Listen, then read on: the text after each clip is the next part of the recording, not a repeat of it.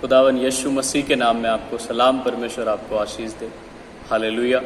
मेरे प्रियो, परमेश्वर के वचन के लिए मैं धन्यवाद देता हूँ कि उसने मुझे खुदा का ये कलाम आपके बीच में रखने का मौका दिया, ताकि मैं इस वचन को आपके साथ बांटूँ, इसके प्रकाशन को, इसकी रोशनी को आपके साथ बांटूँ, ताकि परमेश्वर आपके जीवन के हर प्रकार के अंधियारे को, हर एक प्रकार का जो शोक है, निराशा है, उसको दूर करे। हालेलुया। इफिसियों 6 अध्याय और उसकी 12 आयत। इफिसियों 6 अध्याय उसकी 12 आयत में लिखा है, क्योंकि हमारा यह मलयुद्ध लहू और मांस से नहीं, यानी कि इंसान से नहीं, परंतु प्रधानों से और अधिकारियों से और इस संसार के अंधकार के हाकिमों से और उस दुष्टता की आत्मिक सेना से है जो आकाश में है, यानी कि शैतान, उसकी शक्तियों से, उसकी आत्माओं से है। हमारा ये मलयुद्ध इंसान के साथ नहीं।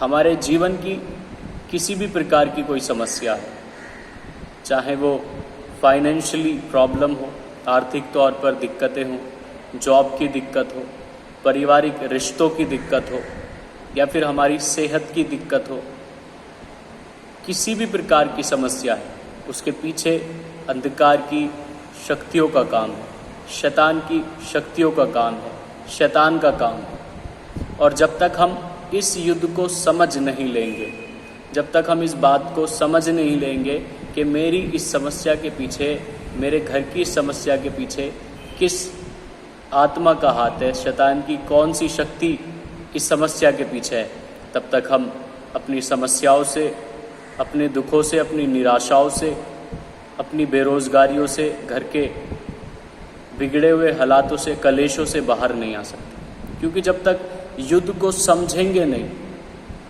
तो लड़ेंगे नहीं, और जब तक लड़ेंगे नहीं तब तक हम जीतेंगे भी नहीं, क्योंकि बिना लड़े कोई जीत नहीं है। इसलिए लड़ाई को समझना हमें ज़रूरी है कि हमें लड़ना किसके साथ है। इसलिए परमेश्वर का वचन साफ तौर पर यहाँ मना कर रहा है कि हमारी लड़ाई मांस और लहू के साथ नहीं है, यानी कि इंसान के साथ नहीं है, हमारे परिवार के सदस्यों के साथ नहीं है, परिवार के लोगों के साथ नहीं है। अगर आपके बच्चे बिगड़ रहे हैं, वो कहना नहीं मानते, आपके बच्चे आपके कहने पर नहीं चलते, तो उसके पीछे शैतान का काम है, अंधकार की शक्तियों का काम है। और इस चीज़ को आपको पहचानना बहुत ज़्यादा ज़रूरी है। आप अपनी लड़ाई को कैसे लड़ेंगे? आपको अपनी लड़ाई को प्रार्थना में, घुटनों के जीवन पर जी करके लड़ना पड़ेगा। आपको अपने प्रार्थना के कक्ष में लड़ना पड़ेगा।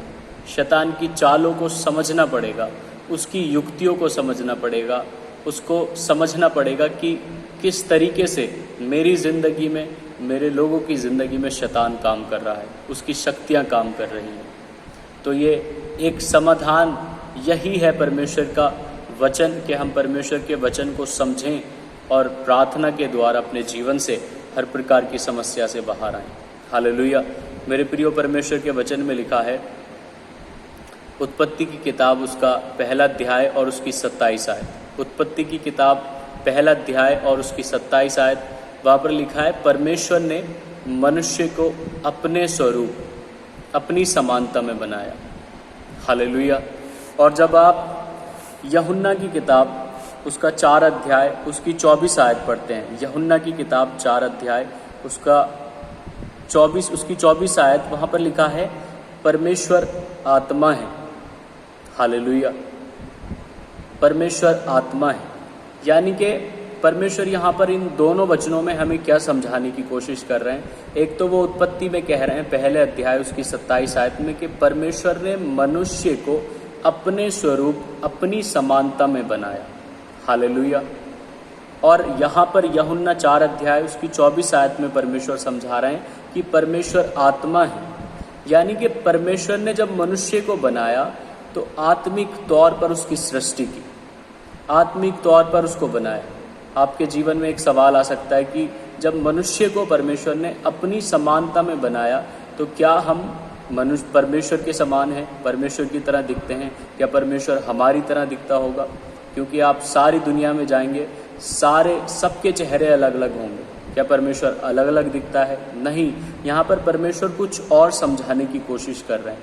वो हमें समझाने की कोशिश कर रहे हैं कि हम जो हैं अपने देह के रूप में अलग अलग चेहरों के रूप में दिखाई दे सकते हैं। किसी का रंग काला है, किसी का रंग गोरा है, कोई नाटा है, कोई पतला है, कोई मोटा है। शारीरिक तौर पर हम अलग अलग हैं। हमारे सबके 2 कान हैं, 2 आँखें हैं, एक मुंह है, एक नाक है, लेकिन शारीरिक तौर पर जो आत्मा हमारे अंदर फूंका गया वो सेम है। परमेश्वर आत्मा है और परमेश्वर का आत्मा ही हमारे अंदर वास करता है। हमारी जो सृष्टि है वो आत्मिक तौर पर पहले रखी गई है। अगर हम स्टडी करेंगे तो हमें पता चलेगा कि हम असल में जिस शरीर में हम चलते, जिस शरीर में हम अपना जीवन बिताते, ये सच्चाई नहीं है। ये देह सच्चाई नहीं है, सच्चाई कुछ और है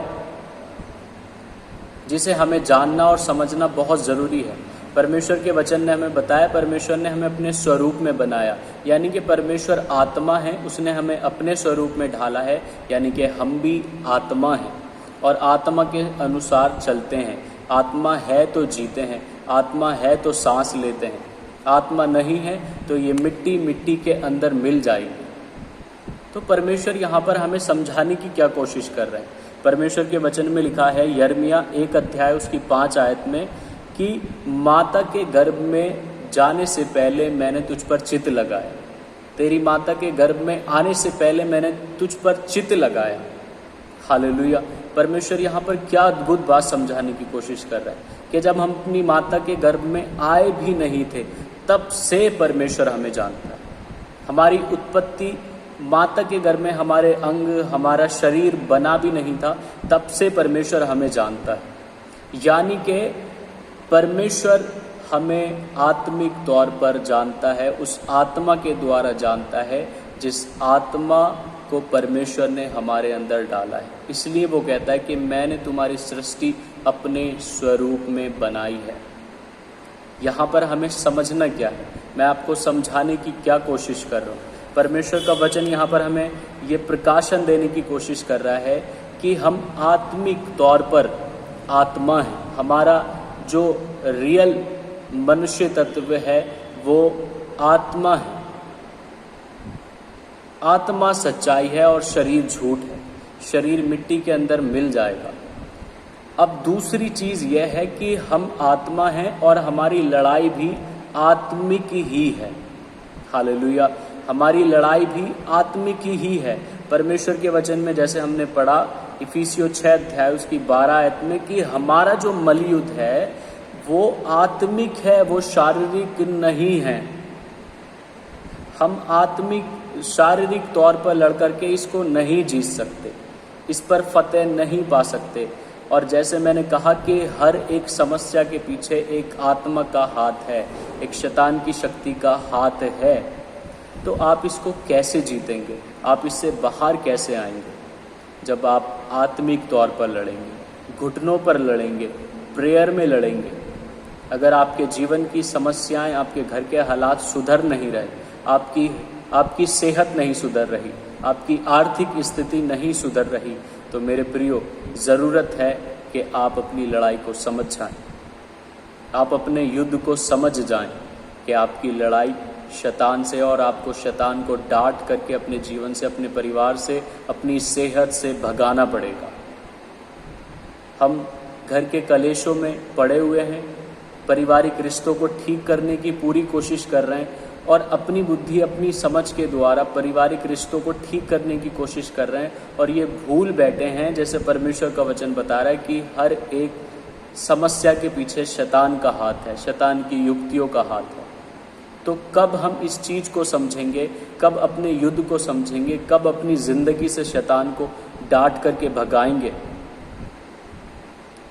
शैतान हर एक समस्या का, वो अलग बात है, किसी बीमारी का, कोई बीमारी परमेश्वर के लिए हो सकती है, परमेश्वर की महिमा के लिए हो सकती है, ये एक डिफरेंट मैसेज है। लेकिन यहाँ पर बात चल रही कि हर एक समस्या के पीछे शैतान का हाथ है, शैतानी शक्तियों का हाथ है। आप कैसे इससे बाहर आ सकते हैं, आप कैसे इससे लड़ सकते हैं आत्मिक तौर पर, क्योंकि आप आत्मा हैं और आत्मा के साथ ही आपकी लड़ाई है। शैतानी शक्तियों के साथ, दुष्ट की आत्मिक सेनाओं के साथ आपकी लड़ाई है और आप भी आत्मा ही हैं। आत्मा और आत्मा की लड़ाई है। जैसे हम पॉलिटिक्स में देखते हैं, जैसे कुर्सी कुर्सी की लड़ाई है, वैसे ही आत्मा की आत्मा से लड़ाई है। सारा युद्ध जो है, सारा जो खेल है, वो आत्मा को ही है, आत्मा को बचाने का और आत्मा को नाश करने का ही है। कब समझेंगे हम इस चीज़ को? हमें समझना और इस पर काम करना बहुत ज़रूरी है। हमें सच्चाई को समझ लेना है। आपके घर के, आपके बच्चों के बिगड़ने का कारण कोई और नहीं है, शैतान है, शैतान की शक्तियां हैं। आप अपने बच्चों पर गुस्सा उतारिए, उनको मारिए, पीटिए, उनसे नफरत कीजिए, इतनी ज़िंदगी गुजर गई और आगे की ज़िंदगी भी गुजर जाएगी और कुछ नहीं होगा। लेकिन जिस दिन आप घुटनों पर आकर के शैतान को अपने बेटों से, अपनी बेटियों से, अपनी वाइफ, अपने हस्बैंड की ज़िंदगी से डांटेंगे, उस दिन आप अपनी समस्याओं से ओवरकम करेंगे, उस दिन आप अपनी समस्याओं से बाहर आना शुरू करेंगे। इस लड़ाई को समझना ज़रूरी है।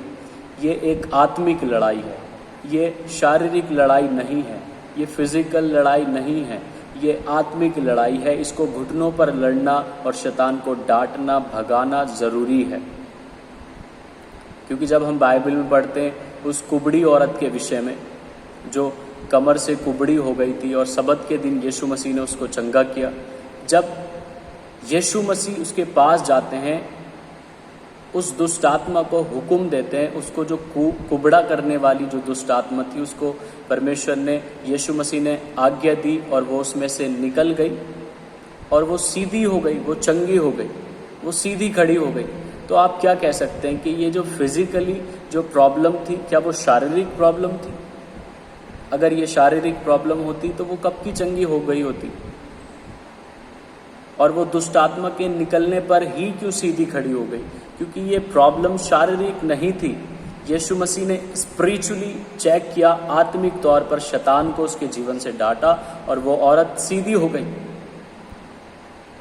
हमारी शारीरिक चंगाई हमारी आत्मिक चंगाई से जुड़ी हुई है। हमारे घर के हालात आत्मिक रीति से हम ठीक कर सकते हैं, आत्मिक तौर पर लड़ कर के ठीक कर सकते हैं। आप मत लड़िए इंसानों से नफरत मत कीजिए, अपने लोगों से नफरत मत कीजिए, उन शक्तियों को डांटिए जो उनके पीछे हैं। तो इस युद्ध को समझें, इस पर काम करें और परमेश्वर को अपने जीवन में काम करने का मौका दें। शैतान को डांटें, अपनी आंखों को खोलें, क्योंकि वचन बताता है कि अब हमारे नींद से जाग उठने का समय आ पहुंचा है, रात बहुत बीत गई।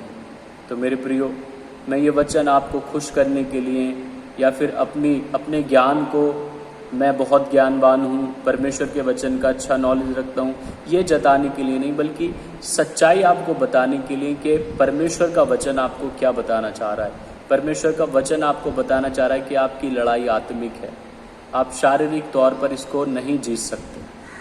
हालेलुया।